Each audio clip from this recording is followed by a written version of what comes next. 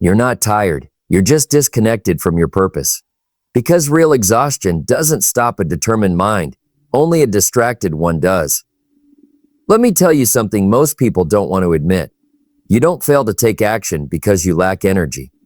You fail because your mind has learned to negotiate with discomfort. Every time you say, "I'll do it tomorrow," every time you delay something important, you're not resting. You're reinforcing a habit of avoidance. And the truth is, your dreams don't care how tired you feel. We live in a world where everyone is chasing motivation, but motivation is unreliable.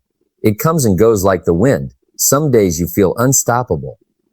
Other days, even getting out of bed feels like a battle. So what's the secret? How do you keep moving forward when your body is exhausted, when your mind is foggy, when everything inside you is saying, "and not today"? The secret is this. You don't rely on energy. You rely on identity. When you see yourself as someone who only works when they feel good, you'll stop the moment things get hard. But when you decide, "I am the kind of person who shows up no matter what," everything changes. Because now it's not about how you feel. It's about who you are. Let's break this down. Think about the most disciplined person you know. Do you think they wake up every day feeling energized, excited, and ready? No. They wake up tired too. They feel resistance too. They have bad days too. But they don't ask, "Do I feel like it? Is this who I am?" And that question changes everything. Because when your actions are tied to your identity, you remove the option of quitting. Now listen carefully. Fatigue is real. Your body gets tired. But most of the time, what you call a tiredly is actually mental resistance.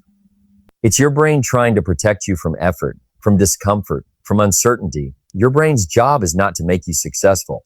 Its job is to keep you safe. And effort feels like danger to your brain. So it whispers, "Whist a little more, start tomorrow. Will you deserve a break?" And slowly, quietly, those whispers turn into your reality. But the people who win in life, they don't silence that voice. They override it. They understand something powerful. Action creates energy. Not the other way around. You don't wait to feel good to start. You start, and that creates momentum. That momentum creates clarity. That clarity creates confidence. And suddenly, the thing that felt impossible becomes manageable. Let me give you a simple truth. You will never always feel ready.